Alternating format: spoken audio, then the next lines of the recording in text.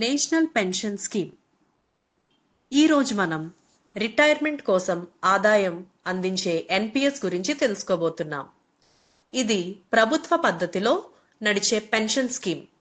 NPS వాత్సల్య పథకం అనేది భారత ప్రభుత్వం ప్రవేశపెట్టిన ఒక కీలకమైన పెన్షన్ స్కీమ్. ఇది ప్రధానంగా దేశంలోని ప్రతి పౌరుని వృద్ధాప్యంలో ఆర్థికంగా భద్రత కల్పించడానికి రూపొందించబడింది. ఇప్పుడు మనం ఉన్న తరుణంలో చాలా మందికి రిటైర్మెంట్ తర్వాత నెల ఆదాయం ఉండడం అనేది చాలా పెద్ద ప్రశ్నగా మారింది. ముఖ్యంగా ప్రైవేట్ ఉద్యోగాల్లో పనిచేసేవారు, స్వయం ఉపాధి చేసుకునేవారు, చిన్న చిన్న పనులు చేసే కూలీలు, ఇలా ఎంతో మందికి ఉద్యోగం ఉన్న రోజుల్లో వచ్చే ఆదాయం మాత్రమే ఉంటుంది. భవిష్యత్తులో వృద్ధాప్యంలో జీవించడానికి సులభమైన మార్గాలు ఉండడం చాలా అవసరం. అలాంటి అవసరాన్ని దృష్టిలో పెట్టుకొని ఎన్పిఎస్ వాత్సల్య అనే ఈ స్కీమ్ ను రూపొందించారు. ఇది నేషనల్ పెన్షన్ సిస్టమ్ లో ఒక భాగంగా ఉంది. అంటే ఇది ప్రభుత్వానికి చెందిన నిబంధనల పరంగా ఖచ్చితమైన ఒక పెన్షన్ పథకం. ఈ స్కీమ్ ద్వారా ప్రజలు తమ ఉద్యోగ జీవితంలో ఉన్నప్పుడే చిన్న చిన్న మొత్తాలను నెల నెల లేదా సంవత్సరానికి ఒకసారి సేవ్ చేసుకోవచ్చు. అలా సేవ్ చేసిన డబ్బు వృద్ధాప్యంలో వారికి ఉపయోగపడేలా నెలకి స్థిరమైన ఆదాయాన్ని కల్పించేలా ఉంటుంది. అంటే 60 ఏళ్ల వయసుకి చేరాక వారు ఇక పని చేయకపోయినా వారు పెట్టిన డబ్బుతో వాళ్ళకి నెల ఆదాయం వస్తుంది. ఈ పథకం ప్రత్యేకత ఏంటంటే ఇది కేవలం ప్రభుత్వ ఉద్యోగులకి కాదు, ఏ వయసు వారైనా, ఏ రంగంలో పనిచేసేవారు అయినా అందరూ చేరవచ్చు. ఇది ఒక సోషల్ సెక్యూరిటీ ప్లాన్ లాంటిది. జీవితాంతం ఆర్థిక భద్రత కల్పించడమే దీని లక్ష్యం.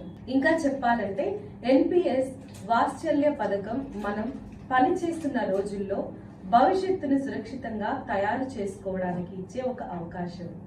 వృద్ధాప్యంలో మన అవసరాలను తాము తీర్చుకునే ఆర్థిక స్థిరత్వాన్ని ఇవ్వడానికి ఇది చాలా ఉపయోగపడుతుంది. ముఖ్యంగా అనేక మంది మధ్య తరగతి, క్రింది మధ్య తరగతి ప్రజలకు ఇది మంచి మార్గం అవుతుంది. వారు పనిచేసిన రోజుల్లో పెట్టుబడి పెట్టి వృద్ధాప్యంలో తక్కువ ఖర్చుతో జీవనం సాగించవచ్చు. ఈ పథకం ద్వారా pension fund regulatory and development authority PFRDA ద్వారా నిర్వహించబడే నిధుల్లో మన డబ్బు పెట్టుబడి అవుతుంది.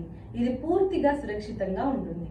వృద్ధాప్యంలో ఎవరి మీద ఆధారపడకుండా జీవించడానికి ఇది మంచి మార్గం అవుతుంది. ఈ పథకం ఒక వ్యక్తికి మాత్రమే కాదు, కుటుంబానికి కూడా భద్రతను కల్పిస్తుంది.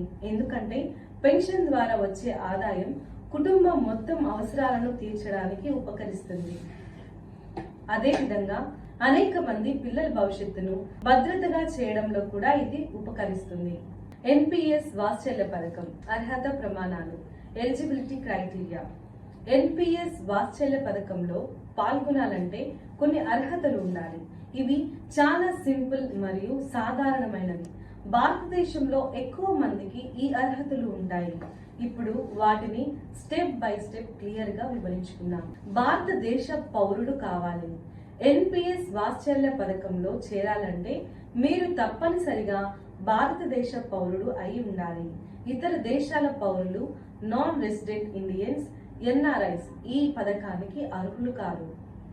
భారతదేశ పౌరుడిగా రిజిస్ట్రేషన్ చేయించుకున్న ప్రతి ఒక్కరూ అప్లై చేయొచ్చు. వయసు పరిమితి ఉండాలి. ఈ పథకంలో చేరాలంటే కనీసం 18 సంవత్సరాలు పూర్తి అయిన వారు ఉండాలి. అలాగే గరిష్టంగా 70 సంవత్సరాల లోపుగా ఉండాలి. అంటే మీరు 18 ఏళ్లు నిండిన తర్వాత నుంచే ఈ పథకంలో చేరొచ్చు. 70 ఏళ్ల వయసు దాటిన వారు కొత్తగా అకౌంట్ ఓపెన్ చేయలేరు. వ్యాపారం, ఉద్యోగం, వృత్తి ఏదైనా సరే ఈ పథకంలో చేరాలంటే మీరు ప్రభుత్వ ఉద్యోగి కావాలి అనే నిబంధన లేదు. ఎవరైనా ఈ పథకానికి అర్హులు. ప్రైవేట్ కంపెనీలో పనిచేసేవారు, వ్యాపారం చేసేవారు, రైతులు, స్వయం ఉపాధి చేసుకునేవారు, ఇంటి పని చేసే మహిళలు, ఇలా అందరూ ఇందులో పాల్గొనవచ్చు. స్థిరమైన ఆదాయ వనరు ఉండాలి. సిఫారసు మాత్రమే తప్పనిసరి కాదు. ఈ పథకంలో నెల నెల లేదా సంవత్సరానికి కాస్త డబ్బు వేసుకోవాలి. కాబట్టి ఎక్కువ కాకపోయినా కనీస ఆదాయం ఉండడం మంచిది. అది ఉద్యోగం నుంచైనా స్వయం ఉపాధి నుంచైనా కావచ్చు. కానీ ఇది తప్పనిసరి నిబంధన కాదు. మీరు పెన్షన్ కోసం డబ్బు వేయగలిగితే చాలు. అవసరమైన డాక్యుమెంట్స్ ఉండాలి. ఆధార్ కార్డు తప్పనిసరి, పాన్ కార్డు తప్పనిసరి, బ్యాంక్ అకౌంట్ ఉండాలి. పెన్షన్ పంపేందుకు ఉపయోగపడతాయి. మొబైల్ నెంబర్, ఈమెయిల్ ఐడి ఉండడం మంచిది. ఈ డాక్యుమెంట్స్ లేకపోతే అకౌంట్ ఓపెన్ చేయడం కష్టం అవుతుంది. ఎన్పిఎస్ వాత్సల్యలో ఒక వ్యక్తి పేరుతో ఒకే ఒక్క అకౌంట్ మాత్రమే ఉండాలి. ఒకరికి 2 లేదా అంతకంటే ఎక్కువ అకౌంట్లు ఉండకూడదు. కుటుంబంలో ఎవరికైనా విడిగా అకౌంట్లు, మీ కుటుంబ సభ్యులలో ప్రతి ఒక్కరు విడిగా ఈ పథకంలో జాయిన్ అవ్వచ్చు. ఒక కుటుంబానికి మొత్తానికి ఒక అకౌంట్ అన్న నియమం లేదు. అందరూ తమ పేరుతో విడిగా అకౌంట్ ఓపెన్ చేసుకోవచ్చు, పెన్షన్ పొందవచ్చు. ప్రస్తుతం ఎన్పిఎస్ లో ఖాతా ఉండకూడదు, కొత్త ఖాతాకు మాత్రమే. ఈ వాత్సల్య పథకం ప్రత్యేకంగా తీసుకురావడం వల్ల ఇది కొత్తగా దరఖాస్తు చేసే వారికి మాత్రమే వర్తిస్తుంది. మీరు ఇప్పటికే ఇతర ఎన్పిఎస్ స్కీమ్ లో ఉంటే వాత్సల్యలో కొత్తగా ఓపెన్ చేయలేరు. కానీ ఇది స్కీమ్ యొక్క పాలసీని బట్టి మారుతుండొచ్చు. సంక్షిప్తంగా చెప్పాలంటే ఎలిజిబిలిటీ క్రైటీరియా ఇలా ఉంటుంది. భారత పౌరుడు అయి ఉండాలి. వయస్సు 18 నుంచి 70 మధ్య ఉండాలి. ప్రభుత్వ, ప్రైవేట్ ఉద్యోగి, వ్యాపారస్తుడు ఎవరైనా కావచ్చు. ఆదాయం ఉండడం మంచిది. ఆధార్, పాన్, బ్యాంక్ ఖాతా తప్పనిసరి. ఒక్కరికి ఒకే ఖాతా మాత్రమే ఉండాలి. ఫ్యామిలీలో అందరూ విడిగా అకౌంట్ ఓపెన్ చేయవచ్చు. మొత్తానికి ఎన్పిఎస్ వాత్సల్య పథకం చాలా సింపుల్ గా అందరికి ఓపెన్ అయ్యేలా తీర్చిదిద్దారు.